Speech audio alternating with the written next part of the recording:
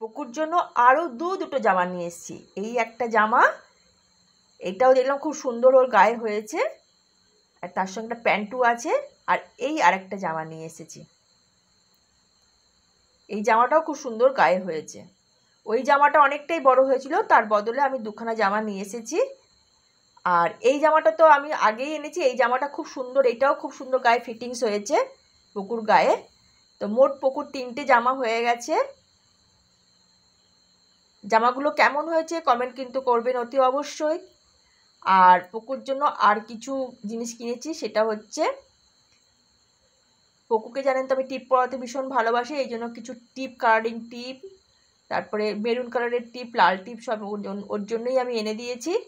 আর যেটা এনেছি চুড়ি, আমার পুকু মায়ের ভীষণ পছন্দ হয়েছে এই চুড়িগুলো।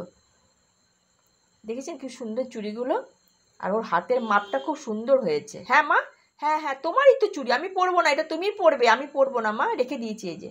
আর এটা হচ্ছে ছোট ছোট ক্লিপ, আর এটা হচ্ছে গার্ডার।